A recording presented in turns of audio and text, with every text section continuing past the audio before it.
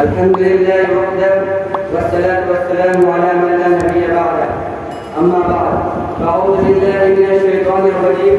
بسم الله الرحمن الرحيم. فلولا نفر من كل فرقة منهم طائفة ليتفقهوا في الدين. وقال النبي صلى الله عليه وسلم: العلماء ورثة الأنبياء، إن الأنبياء لم يورثوا دينارا ولا درهما إنما ورثوا العلم. صدق الله العظيم.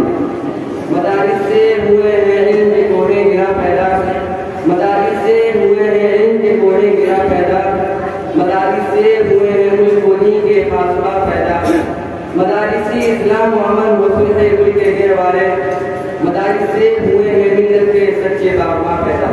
محترم حضرات، مدارس اسلامیہ کی اہمیت اور فضیلت پر میں نے کچھ عام کرنے کی حسارت کی ہے. اللہ تعالیٰ مجھے صحیح بات کہنے اور ہم سبھی کو اس پر عمل کرنے کی توفیق عطا فرمائے. حضرات گرامی، ہم یہ سمجھتے ہیں کہ اس طرح پڑھنے لکھنے کے لیے بہت سارے کارخانے یا مراکز ہیں، جن میں سے کچھ اسکول کہلاتے ہیں، کچھ کالج کہلاتے ہیں، کچھ کو مدارس و مکاتب کے نام سے جانا جاتا ہے. ان میں طریق کے معیار مختلف اور سطح الگ الگ ہوئے ہیں.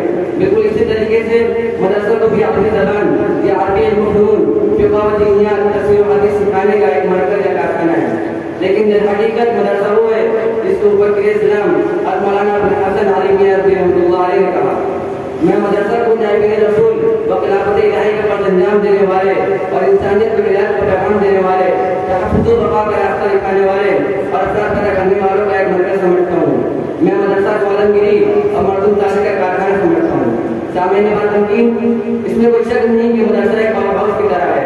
جس طرح پاور ہاؤس کے اندر بجلی کا سارا کنٹرول اپنے سسٹم کے ساتھ موجود ہوتا ہے تو شہروں اور آبادیوں کو روشنی سے منور کرتا ہے اور جگمگا دیتا ہے، بالکل اسی طریقے سے مدرسہ ایک پاور ہاؤس کی طرح ہے اور ان کے افراد کو اشکار سسٹم ہے. جب بھی معاشرے اور سوسائٹی میں بے دینی کی ظلمت و تاریکی چھاتی ہے، شروع فکر معاشرے پر اپنا تاریخ خیال فراہم کرتے ہیں تو انہیں مدرسے کے افراد و اشکار اپنے علم کی بجلی سے پل بن کر ظلمت زدہ معاشرے کو روشنی سے منور کرتا ہے. حضرات گرامی، اتنا ہی نہیں بلکہ آج جب کبھی عالم وجود میں کفر و شرک کا بحران آیا، ظلمت و ضلالت کے شہدائیوں نے ہر حقیقت سے انکار کرنا شروع کیا اور ڈنڈے کی چوٹ پہ کہنے لگے کہ دنیا میں صرف ایک حقیقت زندہ ہے اور سب حقیقتیں مر چکی، اخلاقیات مر چکے، صداقت مر چکی، صرف ایک حقیقت باقی ہے اور انہیں کو اٹھانا اور اپنا کام نکالنا ہے. وہ ہر قیمت پر عزت بیچ کر، شرافت بیچ کر، ضمیر بیچ کر، اصول بیچ کر، سلطان بیچ کر صرف چڑھتے سورج کا پجاری بنتا ہے.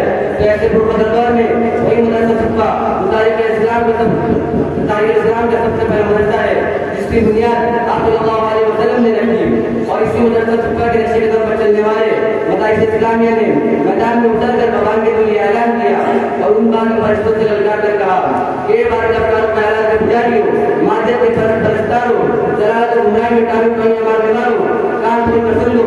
حقیقت یہ نہیں جو تم کہتے ہو، بلکہ حقیقت یہ ہے کہ ذلت میں بعض مرتبہ وہ عزت ہے جو بڑی سے بڑی عزت میں نہیں. سب سے بڑی طاقت خدا کی طاقت ہے، سب سے بڑی طاقت